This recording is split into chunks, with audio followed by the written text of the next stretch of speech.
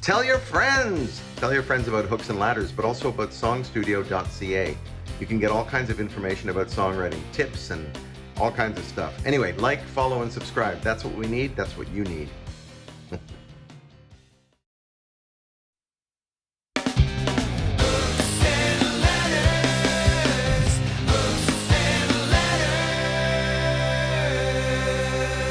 Hey, welcome to Hooks and Ladders. What you're about to see is part of what we did at the SongStudio workshop in Toronto in July 2022. There'll be lots more to see. We're just going to roll it out a little bit at a time. So sit back and enjoy. And if you want to know more about SongStudio, visit www.songstudio.ca and check us out. Enjoy. Please put your hands together and help me welcome Lacey Hill to the stage. Hey. Thank you. Thank you, Allister. So, Lacey, we met, was it 2 years ago? It was before pandemic, wasn't it? I think it was 3 years ago. Yeah. It was at The Shot. Yep. Talent competition in Kitchener. And you made it to top 10. Yeah, didn't you? I did. Tell us a little bit about how that whole thing went from beginning to top 10. And no probs. Okay, so I'm not a person to be... competitions don't really make sense to me. But sometimes when we are scared of the unknown, you make excuses and you make barriers for yourself. And regardless of what I thought about a competition, it was an opportunity to go beyond what I knew at that point.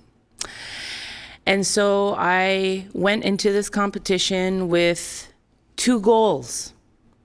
One was I was going to completely do original covers throughout the whole competition. Number two, I made friends and networked. That was my thing, regardless of how far I went in the competition or whatever. And I put myself out there, and I'm not, like I said, I'm not one to, believe in like competition. Like how could you judge a voice? Like everybody's so unique and has such different abilities. It doesn't make sense to me, that kind of construct in a system. But it's the system that's there. yes. And as an Indigenous person, a lot of systems don't make sense to me, but it's the only system that we have.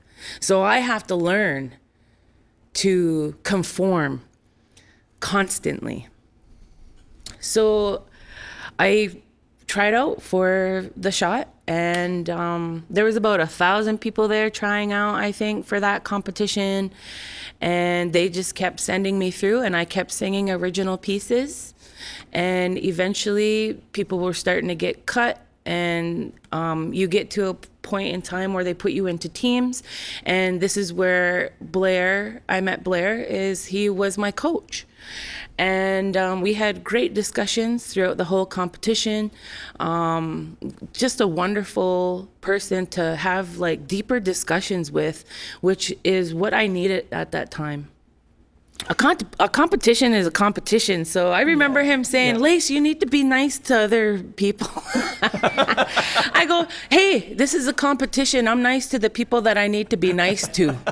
Other than that, that's a competition. Yeah, hey man, I'm getting it. I'll be nice when they earn their niceness. You know what I mean? So it was a really amazing experience. And then from that, met amazing people and still connected to some of the individuals on that show. Blair being one of them. We've stayed connected throughout the whole years, through whole pandemic. He then brought me into the Royal Conservatory for a singer-songwriter circle. Right, yeah. And so I was there with Blair and Sean Jones from Casa Loma. He's the singer for Casa Loma. And Lawrence Gowan, who is an alumni from the Royal Conservatory. But I had no clue who these people were. So when I was in this singer circle, you know, like I didn't really know how big these people were until after the show, which is like hilarious because like I didn't fangirl or anything, which I think is respectable. Mm-hmm. Like people don't like that. Famous people don't like that. You know what I mean? So I was just chill, like a regular person. Hey, how you doing? Whatever. Like, let's sing some songs. So your name is Lawrence, is that right? Yeah. Lawrence. Yeah, call me Larry. Okay. Mr. Gowan. He took me, well, this is how unique things are in my universe. So Blair, I go to this competition. I meet Blair. Blair brings me here. I meet Lawrence, and me and Lawrence become friends. He says, hey, Lace, I love your music. Hey, if you ever need a drummer, my son is a friggin' amazing drummer, Dylan Gowan, okay? And the Gowan family is quite prestigious in the music industry. So I'm very lucky to be able to have these types of connections. So Dylan, I'm writing my third album, and Dylan is my drummer for the album, and he's like a wicked alternative hardcore drummer, like you know what I mean? He's friggin' amazing. So him coming onto my album, which is like kind of indigenous soul roots, folky kind of deal, is pretty profound in a way. Because he just loves to be a part of what I'm doing, and I think he just loves to be a part of music because that's his family origin. Yeah. But you see how things could possibly get in your way of a choice that could lead you into a completely different direction, that just completely. That is profound to me, that I can link all these things back and it all comes down to my choice whether I'm going to do it or not. So this brings me to a different point in singing and songwriting because it affects me and it affects the way I write and who I am, because it's a deeper layer of function. It's a deeper layer of cohesion. It's a deeper layer than, oh yeah, I just write songs. It's experience. It's the feeling. It's the love. It's the safe ability where your mind and heart are in a cohesion sense, where you can put yourself in a safe place and embody the song and experience. So then you're not just writing a song, you've been given a song. So my concept of songwriting doesn't really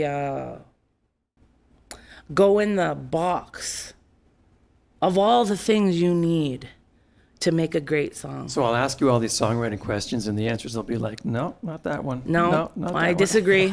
I disagree. Yeah, every single one. If it's coming from the heart, that's what makes a song good. That's what makes a song perfect. That's what makes a song the way that that's the way people hear it, the feeling, the goosebumps. That's where you get goosebumps. Through connection and feeling. So my songwriting perception and the way I come at a song is through spirit, through like a different reality, through a different lens, one where you can't see it, you can feel it though. Right. So I go with feeling. I go with heart every time. And you know what? It's gotten me here.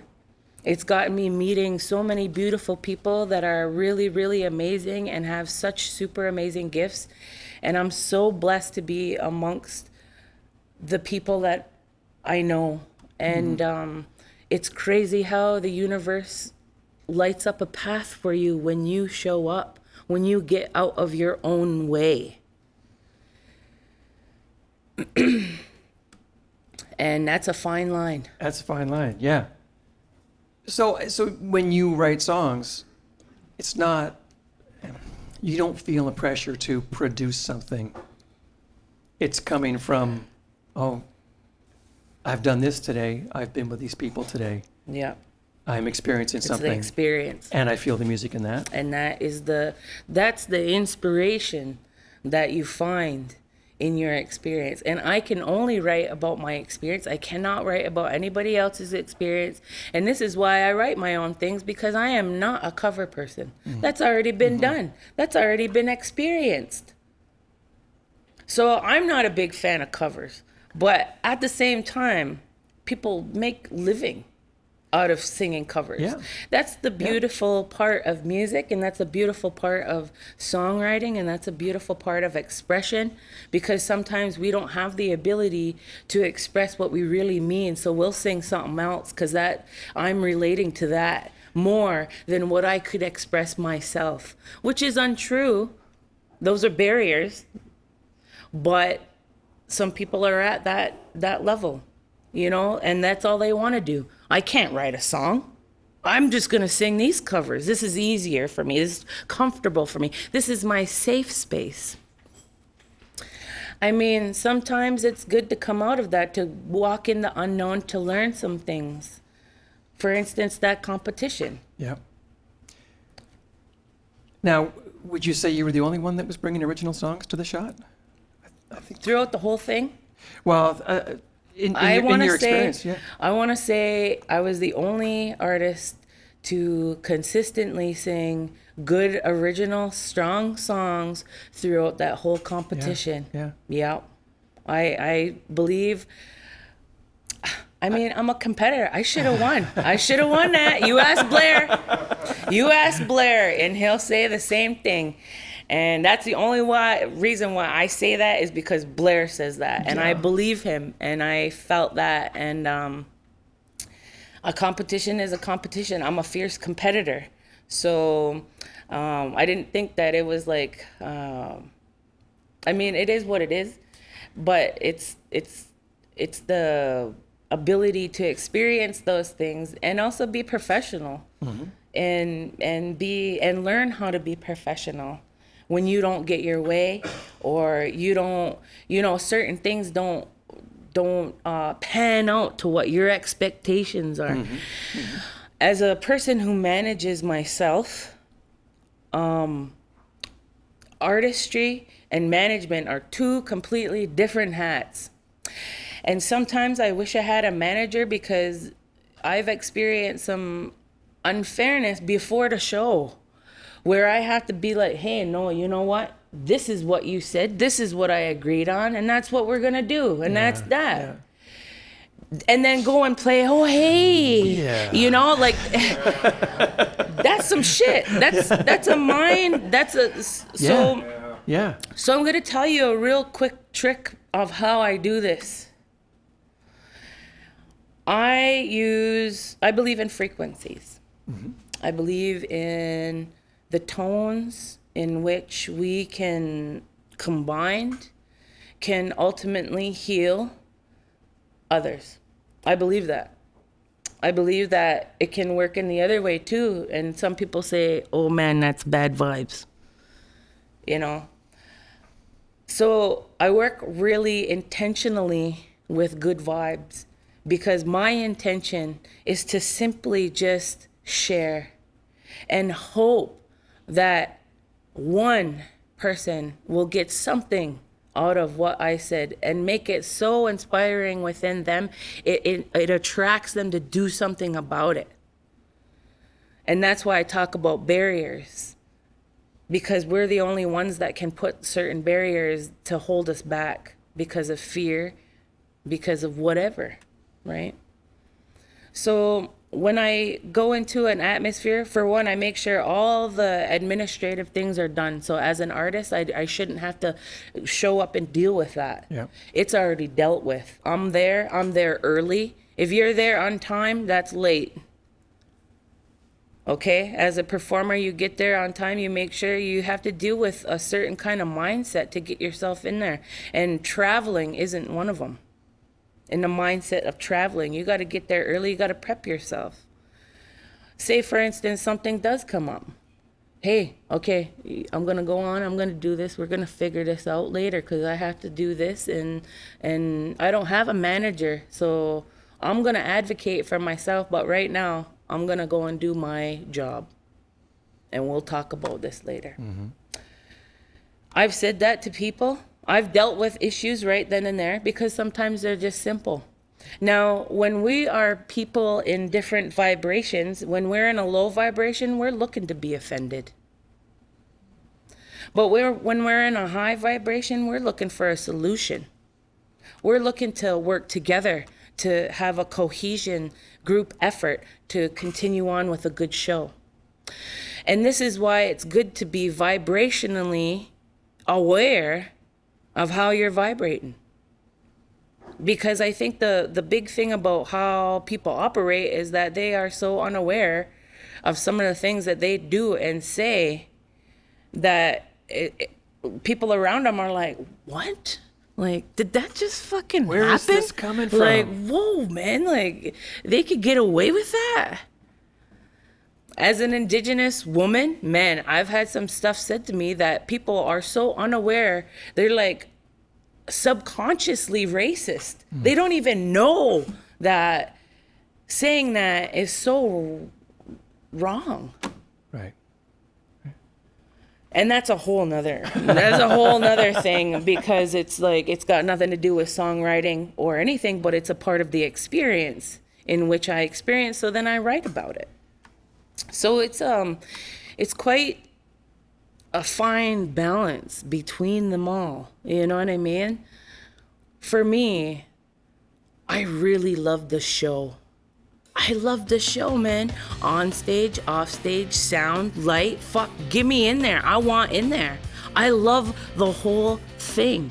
I love the whole aspects of a team working together to put on a show, to uplift someone. Man, that's where I love.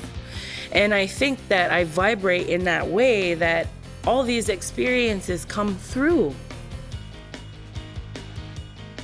We hope you've enjoyed this little taste of the SongStudio workshop in Toronto in July 2022. Stay tuned for more.